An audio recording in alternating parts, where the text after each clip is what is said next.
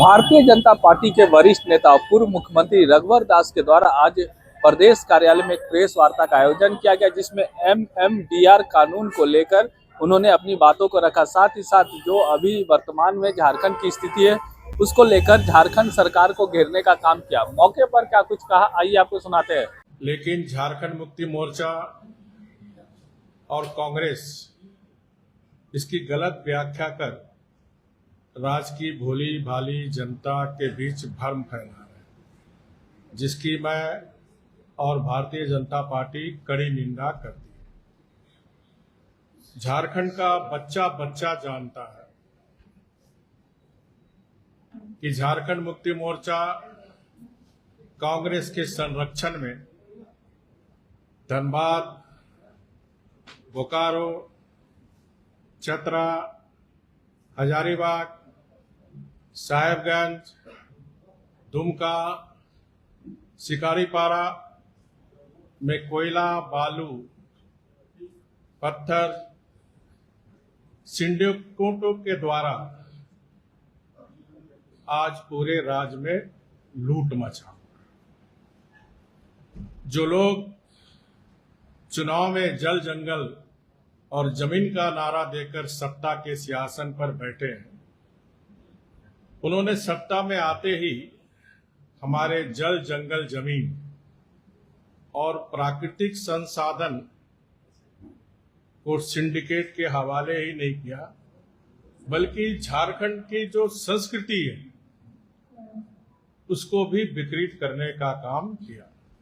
यानी हम कह सकते हैं झारखंड को लूटखंड इन 6 वर्षों में कांग्रेस, झारखंड मुक्ति मोर्चा और आरजेडी के गठबंधन सरकार ने कर दिया।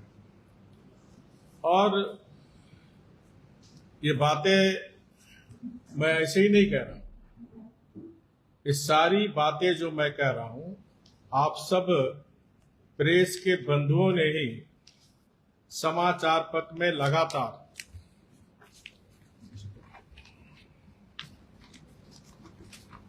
तो मैं आपको पेपर कटिंग दिखाते जा रहा हूं कि आप ही लोग के समाचार पत्र में कोयले के किस तरह लूट, बालू का अवैध कैसे धंधा, पत्थर का कैसे धंधा, ये सब आपके समाचार पत्र में ये बातें आ गई हैं।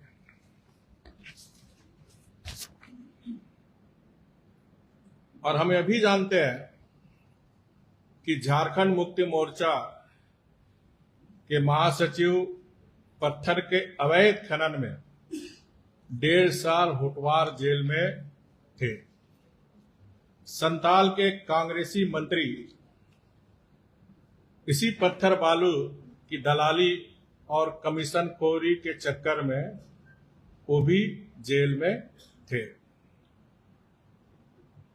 मैं डंके की चोट पे कहता हूं या कहना चाहता हूं, यह संशोधन झारखंड के हित के खिलाफ नहीं, बल्कि यह हमारे झारखंड को उसकी खनिज संपदा का अधिकतम लाभ दिलाने और लीगल माइनिंग को पारदर्शी बनाने के पक्ष में उठाया गया कदम। आज सवाल केवल 1100 करोड़ रुपए की शेष का नहीं है।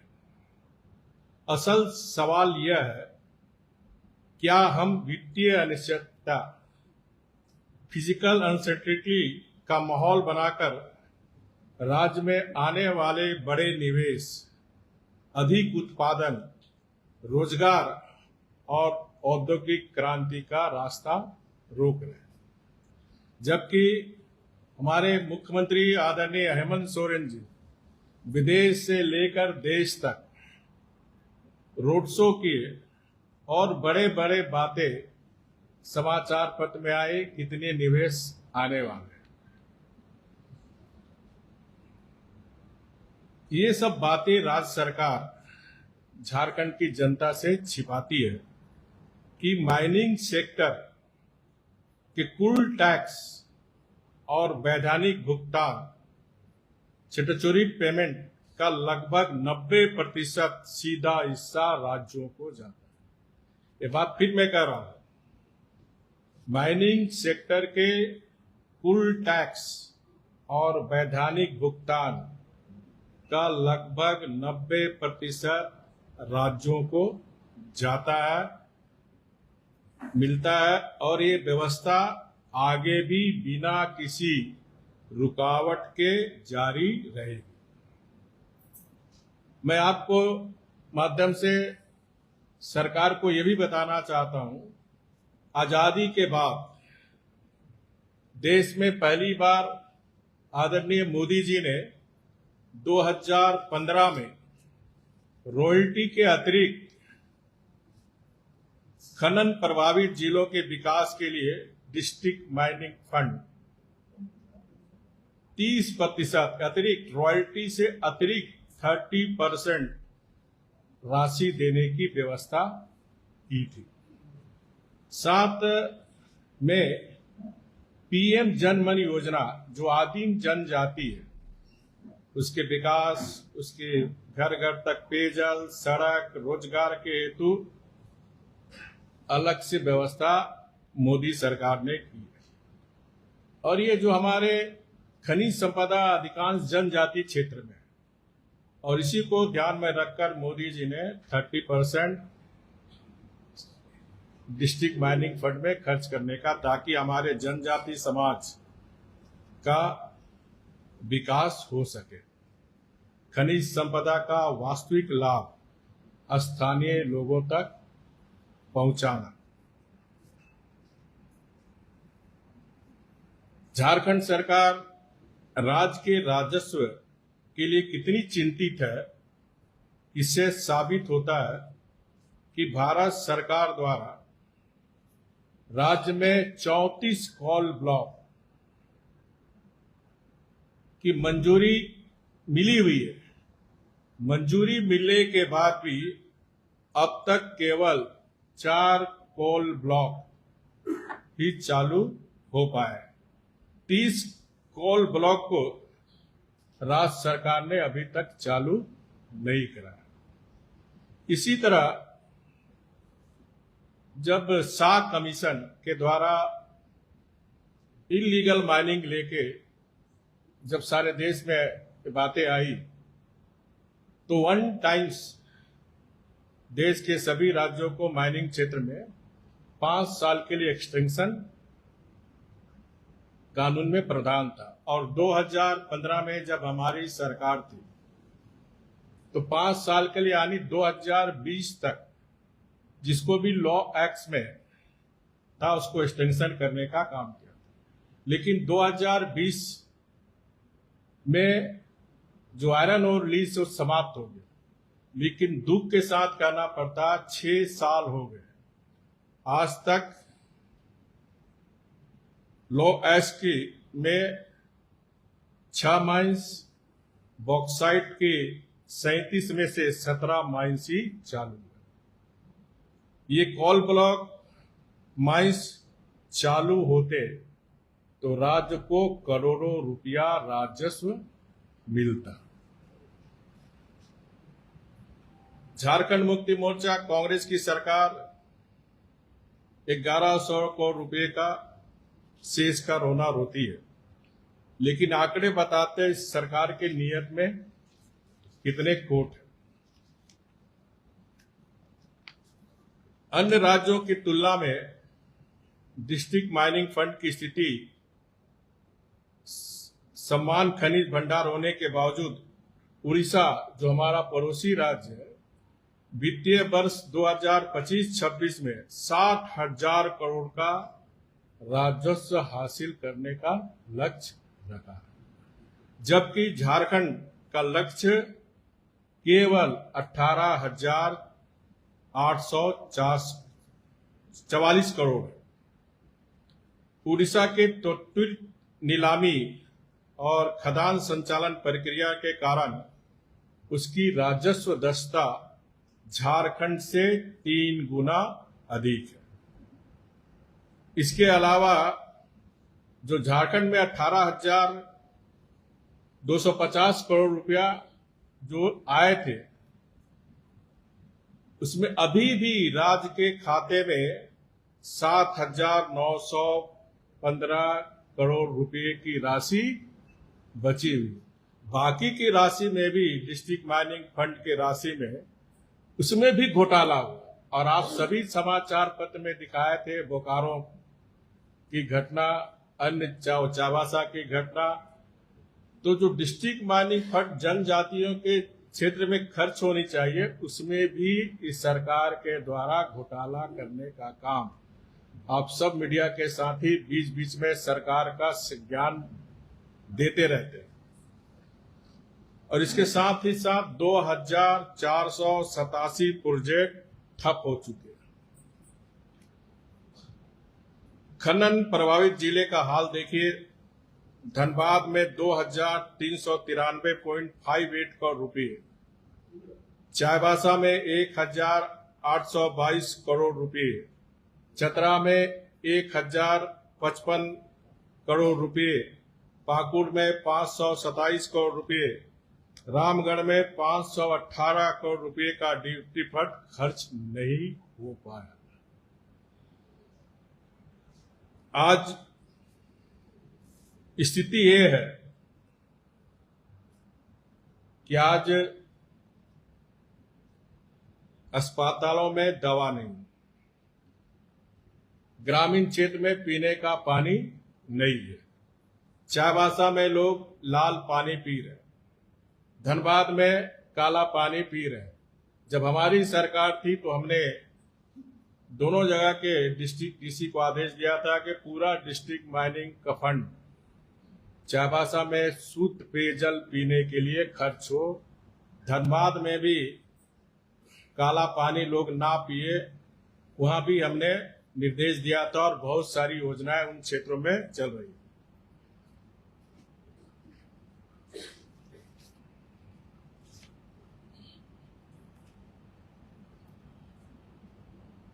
हमारा हमेशा से मानना रहा कि जनजाति समाज डिस्ट्रिक्ट माइनिंग फंड राज्य के वैध राजस्व की पूरी सुरक्षा होनी चाहिए। डिस्ट्रिक्ट माइनिंग फंड की खनन क्षेत्रों में स्वास्थ्य, शिक्षा आदि के मूलभूत आधारभूत संरचना पर खर्च की जानी चाहिए, लेकिन इस सरकार ने कुछ नहीं किया। और समाचार पत्र में आप दिखाते हैं साहेबगंज जो मुख्यमंत्री के विधानसभा क्षेत्र का जिला है, मैंने समाचार पत्र में देखा था किस तरह हमारा आदिवासी संथाल समाज के लोग नाले का पानी चून रहा था। टीवी में भी मैंने देखा किस तरह एम्बुलेंस नहीं मिलने के कारण खाट में लोग मरीज को लेके जा रहे हैं, रास्ते में ही उनका देहांत हो जा रहा है। बहुत सी हमारी बहनें डिलीवरी दूर में रहने के कारण डिलीवरी में भी बच्चे जच्चे दोनों की मृत्यु हो जाती है। अस्पतालों में उपकरण नहीं है, एम्बुलेंस नहीं है, जनता बुनियादी सुविधा के लिए तरस रही। इतने ही नहीं, सरकार की सरपरस्ती में चल रहे अवैध धंधों के कारण जो वैध खनन है, लीगल माइनिंग का भारी नुकसान हुआ है।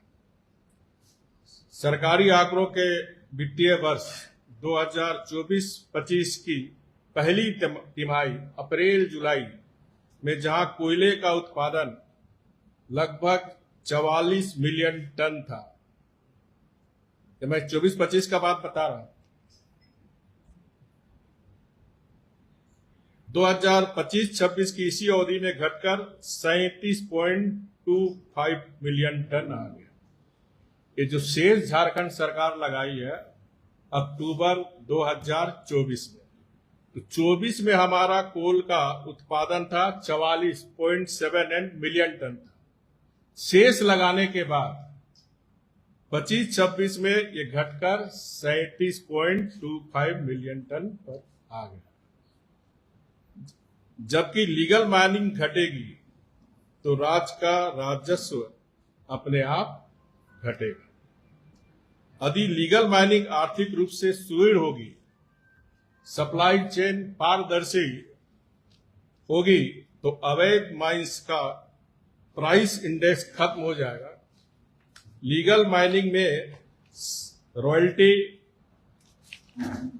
नीलामी, प्रीमियम डिस्ट्रिक्ट माइनिंग फंड रोजगार और डाउन स्ट्रीम उद्योग में जो आर्थिक गतिविधियां बढ़ेगी वह इस 1100 करोड़ से कहीं बड़ा इकोनॉमिक मल्टीपल्सर झारखंड को लाकर देगा। विगत 6 वर्ष में राज्य में 26 खदानों के पट्टे समाप्त हो गए हैं। यदि सरकार पारदर्शी ढंग से नीलामी करती तो आज राज्य को अरबों रुपये की राशि रॉयल्टी और प्रीमियम मिलता है। अभी आयरन ओर में कोई भी ऑक्शन होगा तो उसमें प्रीमियम भी मिलेगा, रॉयल्टी भी मिलेगा और डिस्ट्रिक्ट माइनिंग फंड का भी राजस्व मिलेगा और स्थानीय युवाओं को रोजगार मिलता है और अवैध खनन पर अंकुश लगता है। सरकार बताए इन 6 वर्षों में किस आदिवासी मूलवासी की दशा सुधरी। कांग्रेस और झारखंड मुक्ति मोर्चा का विरोध राज्य के हित में नहीं बल्कि अपने अवैध सिंडिकेट और झारखंड मुक्ति मोर्चा के नेता और नौकरशाह के धन जो जाती है, जो ये लागू होने से अवैध धंधे बंद होंगे, उसी की छटपटाहट है। छात्र और युवाओं को एक साथ 6 साल से चल रही है सरकार मुद्दों में ध्यान भटकाने के लिए ये इस तरह का प्रोपगंडा राज्य में चला रही है। लेकिन झारखंड की जनता अब इनके लूट तंत्र को पूरी तरह समझ चुकी है और आने वाले समय में मुंहतोड़ जवाब देगी। एक बात मैं और आपके माध्यम से राज्य की जनता को बताना चाहता हूं। शेष लगाए जाने के कारण झारखंड का कोयला और लोहा पहले से ही महंगा हो गया। शेष के कारण लागत दर बढ़ रही है। इससे झारखंड के कोयला लोहा की मांग घटी है। ऐसे हम जानते हैं कि कोई भी व्यक्ति जहां सस्ता दुकान होगा वहीं जाता है।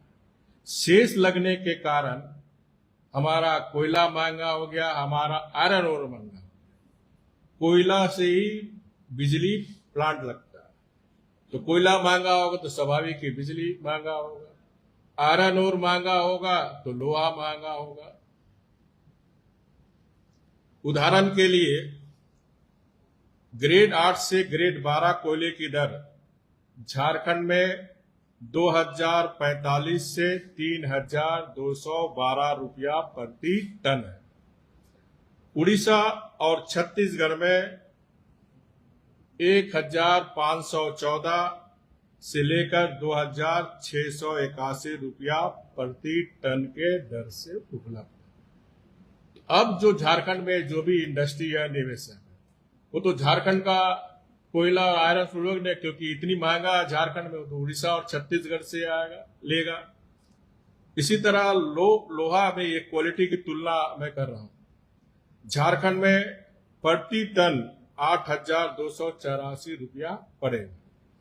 उड़ीसा में 7493 रुपया प्रति टन, छत्तीसगढ़ में 7422 रुपया प्रति टन का उपलब्ध।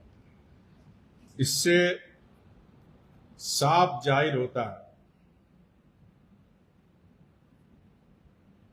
कि हमारा जो भारत सरकार ने खान और खनिज विकास और विनियम संशोधन बिल राज्य की जनता के हित में है, राष्ट्र के हित में है। इसलिए कांग्रेस, झारखंड मुक्ति मोर्चा और आरजेडी के नेताओं से मैं कहना चाहता हूं कि हमारी भोली भाली जनता को भरमाने की कोशिश